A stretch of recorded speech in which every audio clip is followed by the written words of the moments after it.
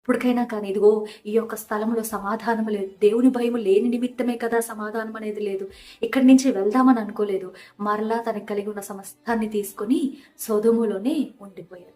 మనకు కూడా కొన్నిసార్లు సరైన వ్యక్తులు మనం మన జీవితంలో కలిగి ఉండకపోయినప్పుడు, సరైన అలవాట్లు మనము కలిగి ఉండకపోయినప్పుడు, ఆత్మీయ ఎదుగుదలకి ఆటంకాలుగా ఉన్న ప్రదేశాల్లో మనము నివసిస్తూ ఉన్నప్పుడు, కొన్ని మార్లు దేవుడు మనకి మనుషుల ద్వారానో, లేకపోతే సేవకుల ద్వారానో, లేకపోతే వాక్యము ద్వారానో, లేకపోతే మీరు ఎదుర్కొంటున్న పరిస్థితుల ద్వారానో, లేకపోతే కళల ద్వారానో ఏదో ఒక రీతిగా దేవుడు చెప్తూ ఉంటారు. ఇది నీకు సరైన స్థలము కాదు, ఈ మనుష్యులు నీకు సరైన వ్యక్తులు కాదు, ఇదిగో ఇక్కడి నుంచి వచ్చే వీడిని విడిచిపెట్టు, ఈ అలవాట్లని మానే అని చెప్తూ ఉంటాడు. అయితే మనం ఏం చేస్తూ ఉంటామండి?